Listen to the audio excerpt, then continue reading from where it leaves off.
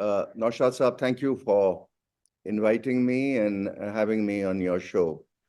Thank you very much. Thanks, sir, for sharing your perspective. Thank you. Thank you. Thank you, sir. Thank you. A pleasure to have you in our show.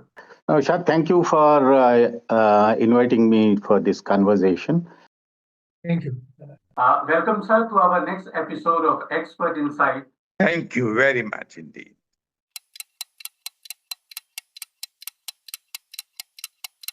Hello, good evening, and a very warm welcome. For our next face-to-face, I have with me our guest, Hilal Ahmed, who is professor at CSDS, Center for the Study of Developing Societies. Ahmed is a renowned political scientist whose research spans Indian democracy, political Islam, Muslim politics. He is the author of acclaimed books such as A Brief History of the Present Muslim in New India, Siyasi Muslim, and Muslim Political Discourse in Post-Colonial India. He has also co-edited landmark volumes like Companion to Indian Democracy and Rethinking Muslim Personal Law. Today I'm going to discuss with him on significance of caste census, its socio-political impact on Muslim, and above all on the upcoming Bihar elections and also on the Lok Sabha polls. Welcome, sir, for our next episode of Expert Insights. Pleasure to have you in our show. Thank you very much. Let's begin with something that's generating a lot of political and public interest, and that is the caste census. So, can you please help our viewers to understand the significance of a caste census in India and what potential implications could it have on the socio-political landscape? First of all, we have to be very clear what is the meaning of census and caste census. Census is an exercise which is conducted every 10 years, and it has started in 1871. And last time probably was the first time in 2021, when due to COVID, we could not conduct this exercise. Last census data which we had is that of 2011. But at that time, there was also a demand that we must also have some kind of a caste census. And in fact, that exercise was also conducted by the UPA government, but they did not release the data. So when census is conducted, it does not mean that it is not going to ask you about your caste. But what census does is actually ask basically your broad categories like SC, which is scheduled caste, ST, which is scheduled tribe, and OBC, that is other backward classes. Now these, there are lists as in the center as well as in the state about OBCs. There is an SC list, there is an ST list. So if a household person, if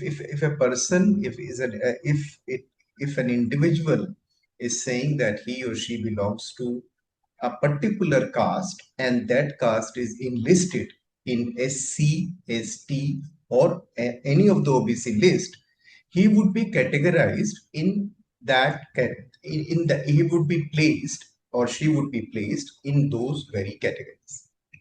It means that the caste census has always been in operation.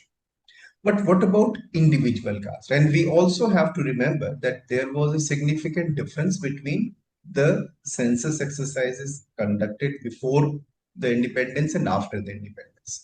In 1931 census, we had caste census, meaning that every caste community was enumerated. But after the implementation of our constitution in 1950s, 51, we conducted census, and we actually rely entirely on these broad categories, SC and ST, and later OBC. Now this is the background, and as I said that in 2011, for the first time, this issue of castes, and that we need to go beyond these established categories, SC, ST, OBC, etc., and try to look at individual castes, the socioeconomic status of individual castes which are actually included in these broad categories. Now, the present caste census, and if you go back to the recent notification, is a one step further. It says that not merely the castes that are included in SC, ST, OBC will be enumerated, but also the other castes will also be enumerated.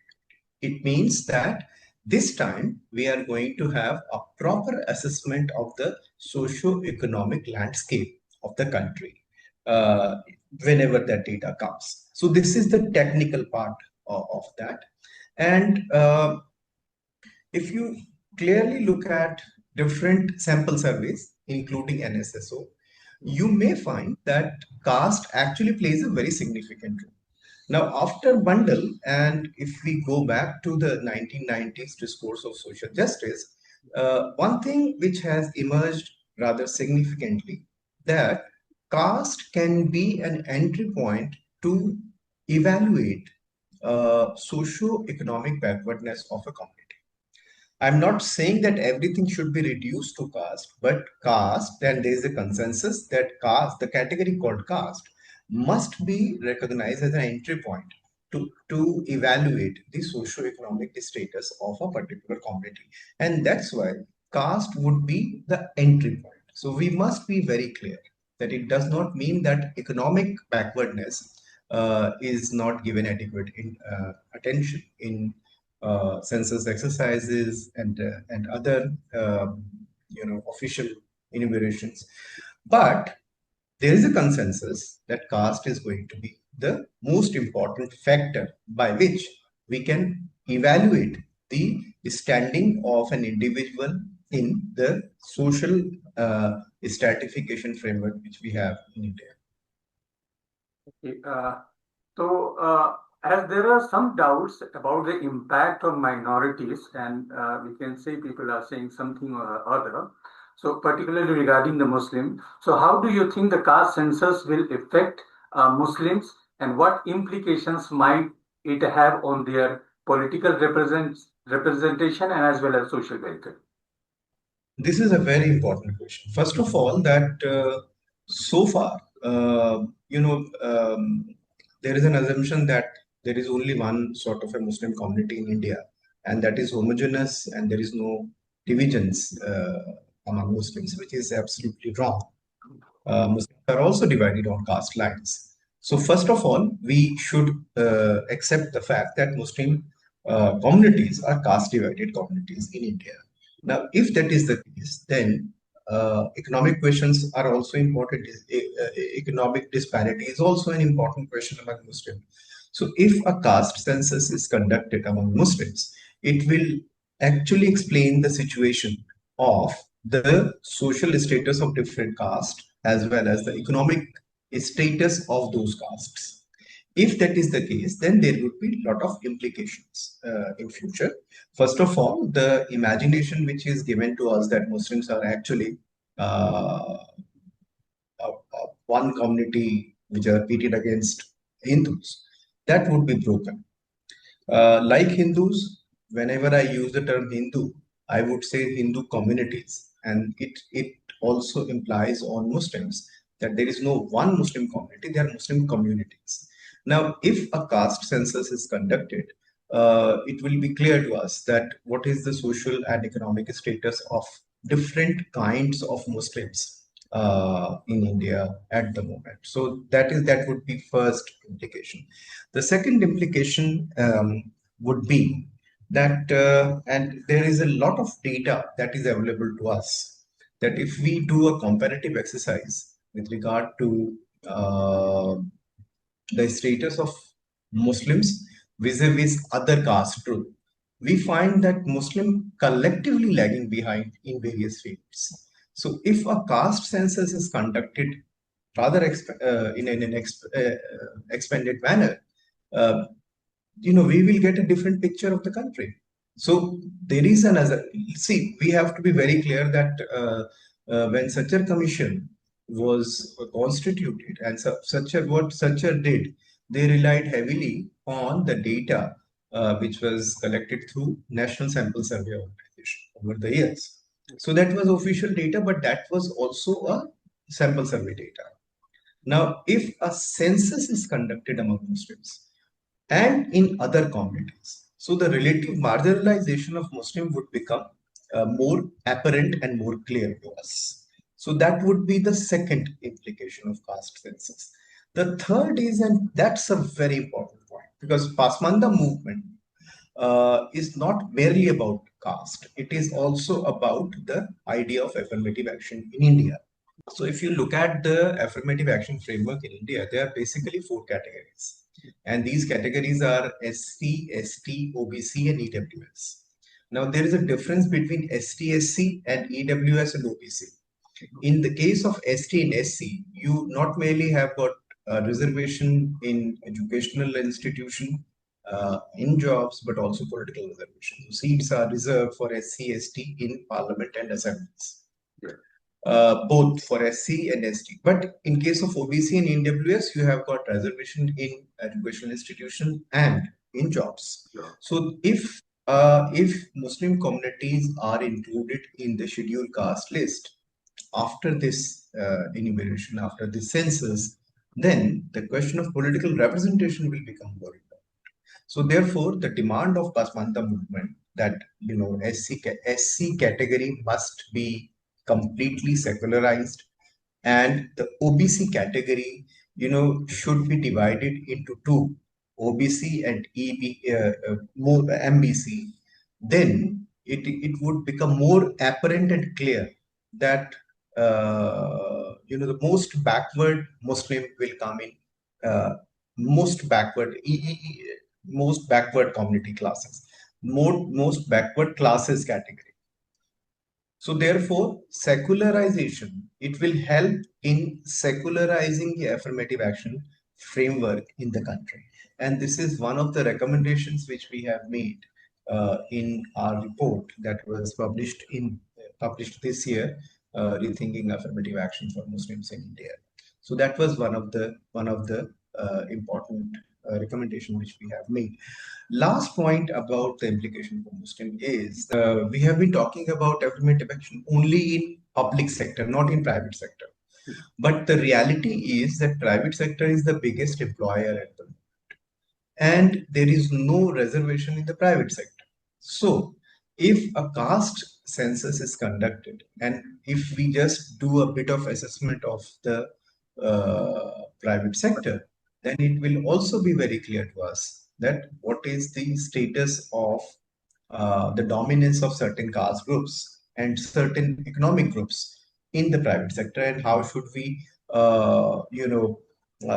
democratize private sector and make it more inclusive, etc. So caste census is also important in order to make private sector more inclusive. I'm not saying that there should be reservation in the private sector. What I'm saying is that private sector stakeholder must be involved in these discussions. So there are also some doubts about intra-community caste dynamics among Muslims, and which you have already said a couple of minutes ago, especially the Pasmanda discourse. So can you shed some more light on the caste structure within the Muslim community and how caste census might reshape narratives and political around Pasmanda Muslims? First of all, we have to be very clear what is the meaning of Pasmanda. What this discourse is all about. It is not primarily concerned in relation to dividing Muslim.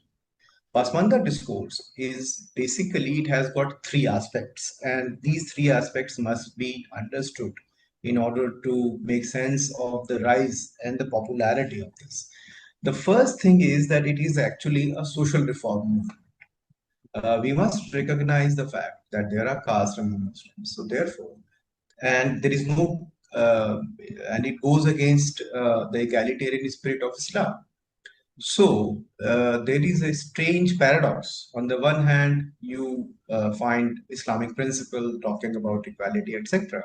On the other hand, then there is a caste system and a deep caste divided, deeply divided society on the basis of caste among Muslims.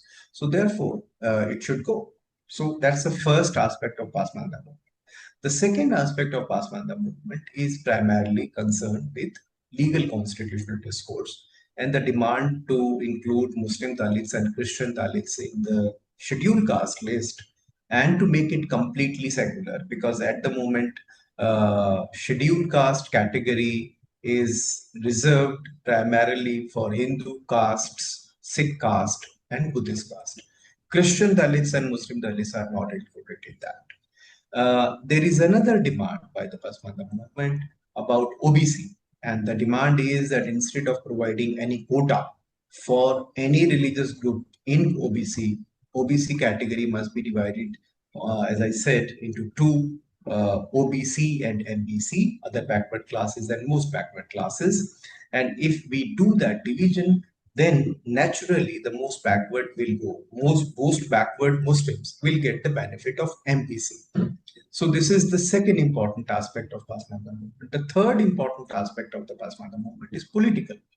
Now, what is interesting is that the political, we all remember, we must remember that JDU played a very significant role in the early 2000s, and then after that, when both Ejaz Ali and Ali Anwar Ansari were accommodated in Rajya Sabha, and they played a very significant role in shaping the discourse at the policy level. So if you read the Rangnath Mishra Commission or such a commission report, you find that there is a recognition of Muslim diversity, and that is the contribution, the political contribution made by these people.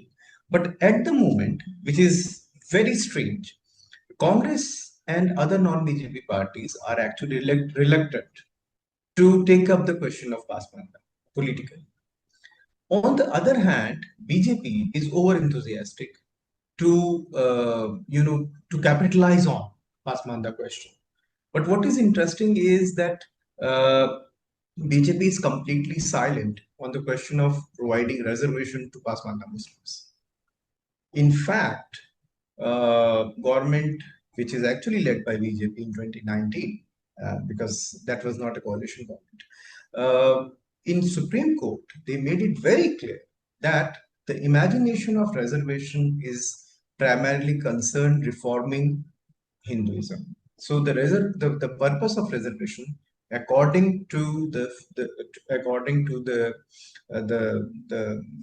government, is primarily reservation is primarily related to Hindus, and the purpose is to reform Hinduism, because caste is seen as a problem among Hindus, not in Christianity and Islam. So I think it's a very outdated conception.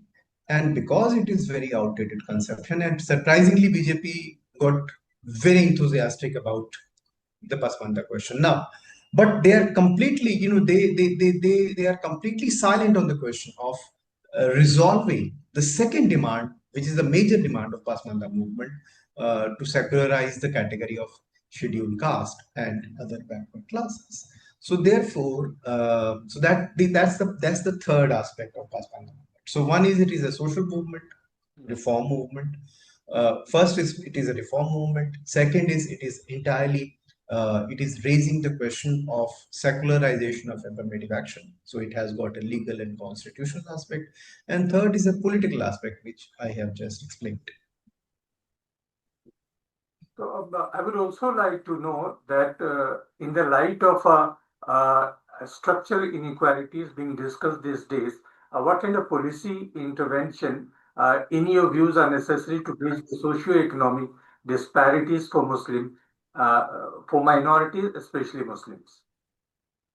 The question of disparity is very important. In all our CSDS Lok Niti surveys, when we ask this question, what are the important issues for you? People would come naturally, and they say that price rise, unemployment and disparity, these are the important concerns for us. Now, the question of disparity is crucial. Why?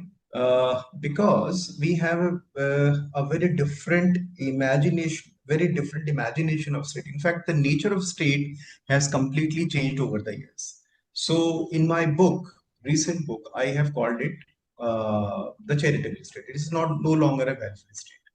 it is charitable estate which clearly states that the purpose of affirmative action is to provide some kind of a benevolence, some kind of a charity to citizen, and it is no longer a right of citizen to assert that welfare is a duty or political obligation of the state.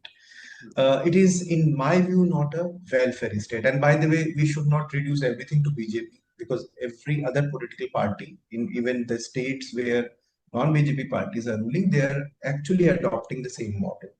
And this state is committed for, there is a political consensus that market will regulate itself, and this state is committed for that market is capable of resolving its own problem.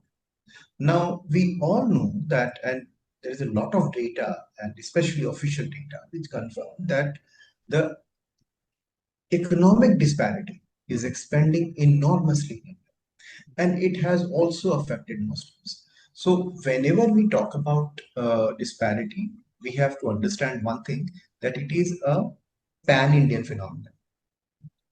Rich are getting more richer, and the poor, obviously middle class and poor people are becoming more and more poor and backward. So therefore, if a caste census of some kind is conducted, then the question of disparity will become more imminent and more powerful. So, and it will then have some kind of an implication for Muslim, because so far, the disparity level among Muslims is very high. So, like for instance, there is a data which says that only 3 or 4% CEO of top companies in private sector, which is an unofficial data, are Muslims.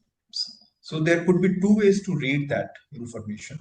One is that we can say that Muslims are so marginalized that only 3 or 4% of people are getting that post, which is a top post in a private company.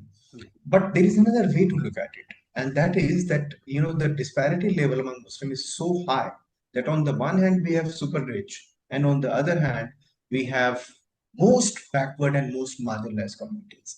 So if a caste census is conducted, we will be in a position to evaluate that that imbalance, that demographic and sociological imbalance. So, on the political implication, we can see that Bihar is gearing up for elections, and caste has always been a key electoral axis there. So, how do you see the caste census influencing vote bank politics there and coalition strategy, which we can see happening in 1 or 2 months' time in the upcoming Bihar elections? See, for the one thing, it should be very clear to us that there is an announcement of census. Census has not yet been conducted. Yeah. So this announcement will become some kind of a political talking point in the coming Bihar election. So that is one thing which is very, very important. Second is that you are absolutely right that casteism has always been an important factor, especially in northern belt and especially in Bihar. Yeah. Now, if that is the case, then we have to understand one thing, that political parties are very much clear about their catchment area. They know which caste are going to support them. So in that sense, but you cannot win election at the constituency level primarily because of primarily because of the fact that only one particular community or caste is supporting you. You require a winning configuration. That winning configuration is an important issue, and the way in which this announcement is made, I think that that will have some kind of an implication for reconfigure the winning configuration, which has always been there for certain political groups. Like for instance, JDU, Nitish Kumar obviously is going to be the face of NDA in the coalition with BJP. But we all know that because of certain health reasons and because of his growing indifference towards politics, and he was a big leader. So, and there is no replacement for Mr. Nitish Kumar at least in JDU. So, what will happen to the winning configuration which was helping Mr. Nitish Kumar to win election in the past. So the new configuration need to be worked out, and the announcement of caste census will play a very significant role in that. So at least we have to be very clear at the moment that we do not have any statistics officially to prove that caste, how many of different. By the way, there is one Bihar Jati Ganna data that is available, which is probably the first time since 1931 when one state actually went for a caste census. So that data is still is going to be very, very valuable, and that will help different political actors to reconfigure their winning coalitions sociologically. If we talk of its impact on the national stage, how it is going to play out before 2029 election, will caste census be an important issue?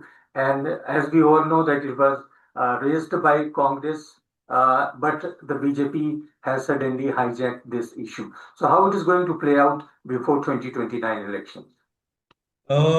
One thing is clear that all of these things are in the future, so it is difficult to make any conclusive statement about what will happen in future. Yeah. But if you ask me at the moment, there are three things which are emerging. First of all, that when we say India Alliance, obviously that was a demand by Congress, and Congress would like to capitalize on caste census as the prime electoral agenda in coming years.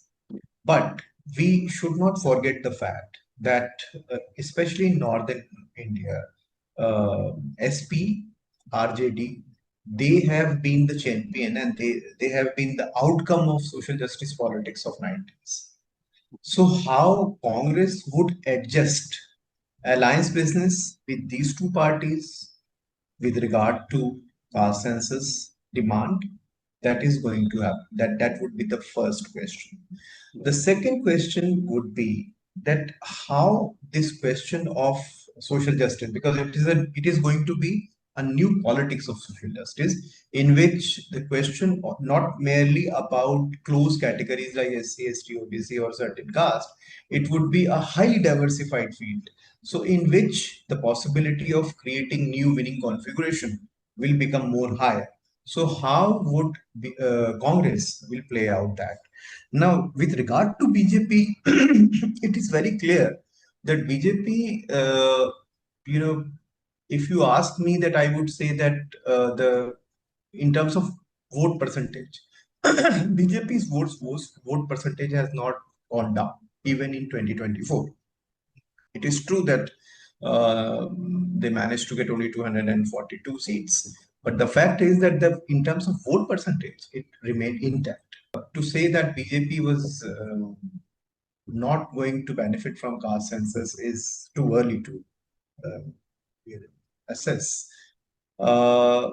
Because if you carefully look at the support base of BJP in last 3 general elections and various assembly elections that have taken place in last 15 years, you find that BJP is winning because it has got votes from upper caste, significant chunk from OBC, especially lower OBC, significant chunk of vote from SC and ST communities, and then when it comes to minorities, in last election, obviously there is 8 or 9% Muslim vote went to BJP, and rather surprisingly, around 15% Christian vote went to BJP. So it means it is a very formidable winning configuration. Now, if caste census happens, then BJP might try to reach out to the non-dominant Dalit communities, non-dominant tribal groups, lower OBC significantly because it has penetrated in lower OBC, and also in upper OBC. Because one thing should be clear to us that upper OBC behave like upper caste in our country. So therefore, there is an overlap between upper caste and upper OBC. And that's why you'd find that there is no demand for political reservation for OBC because they enjoy a significant presence in parliament and in assemblies. So BJP would like to tap on these things. So there is an immense possibility that caste census, if the opposition does not create a creative politics of caste or social justice, then it is also possible that BJP would like to take up this to create what they call inclusive Hindutva. There is a whole possibility that they would come out with the idea of inclusive Hindutvas. But all these things, these things are going to happen in future, as I said. So these are just indications, and I'm not going to make any conclusive remark on that. So finally, what would you like to say to Muslims? Because some Muslims are reluctant to join the caste census exercise. So how it is going to impact for those who are reluctant and not willing to take part in this exercise? There are two reasons behind this. One reason is sociological, and the second reason is political. The sociological reason is simply this: that if you go to any of the if you are doing a field work and you go to a village, and I'm talking about any place all over India. Yeah. And if you go to a village and ask people how many different kind of people live here, they would say Brahman rehte hain, Dalit rehte hain, etc. And they would also say Musalman rehte hain. So it means that sociologically, Muslim identity is perceived as a caste group, not as a religious group, as a caste group.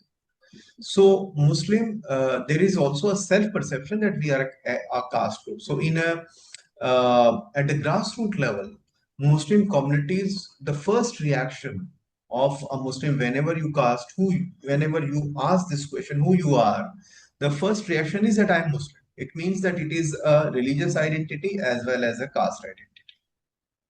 But if you just, and in our survey, in my own field work, I have experienced that whenever I go, I ask, "Aap kaun hai?" So the answer would be that we are Muslim. But after some time, when you establish a rapport, you ask it, either you are a Shia or a Sunni, or what caste you belong to, or what biradari you belong to, people would listen and then they would come forward with this. Now, in our own CSDS surveys, you will surprise that every time we get a sizable number of people, Muslims, who describe themselves as scheduled caste, which is surprising because the status of these people is equivalent to the corresponding caste in Hindu caste structure. So therefore, those who would say that there is no Dalit among Muslims is absolutely wrong, because the self-perception of Dalit is certainly there among Muslims as well. But at the first instance, they would say, we are Muslim.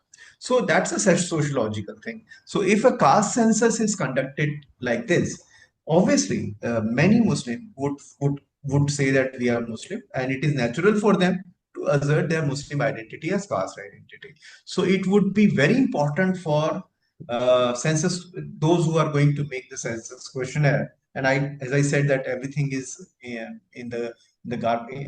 future. So we don't have any blueprint of what kind of questionnaire that would be. But it would be very important that the question of caste among Muslims must be articulated with the better words and better expression. That's one technical thing. That's why you find Muslim would feel some kind of strange reluctance when they are asked about their caste.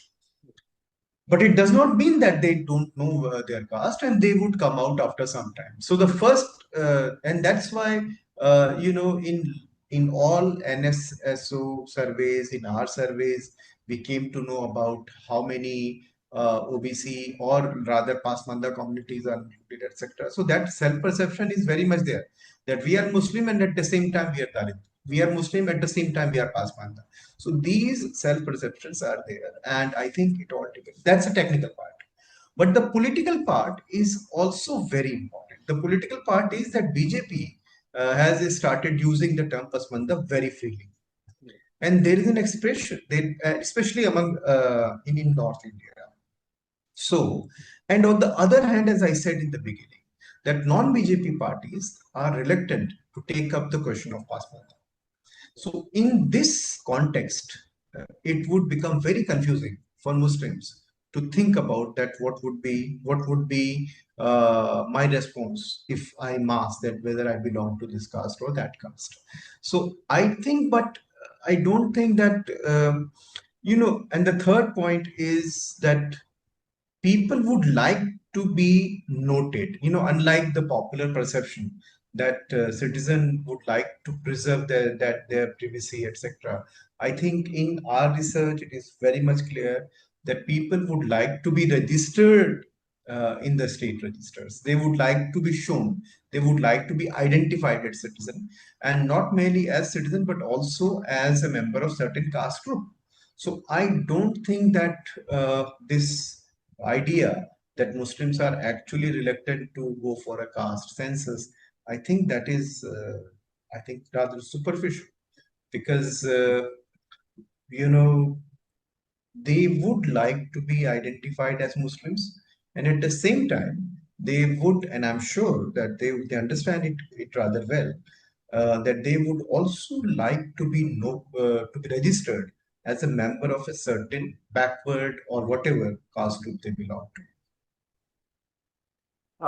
Okay, sir. Thanks for sharing your perspective. We'll be back next time with another expert. Thanks for watching. Take care. Keep your environment clean. Goodbye.